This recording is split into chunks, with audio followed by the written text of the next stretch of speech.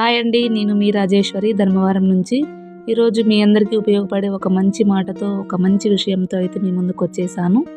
ఈ ప్రపంచంలో పైసా ఒక్కటే శాశ్వతమండి. పైసా ఒక్కటే నిజం. నోటితో అన్నంత ఈజీ కాదు. పైసాదేముందిరా, ఈరోజు ఉంటుంది రేపు పోతాది అని అనడానికి. ఈరోజు ఉండి రేపు పోయే పైసాకి ఇచ్చే విలువ ఎల్లాకాలం మనతో ఉండే మనుషులకు ఎవ్వడూ ఇవ్వడు.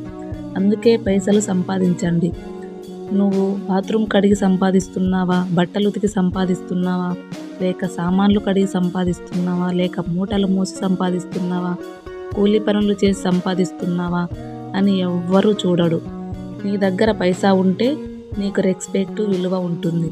నీ దగ్గర పైసా ఉంటే నువ్వు ఏం చేసినా ఈ ప్రపంచం నీ వెనుకే ఉంటుంది. అదే పైసా నీ దగ్గర లేకుంటే నువ్వు ఎంత మంచివాడివైనా నీకు విలువ ఉండదు.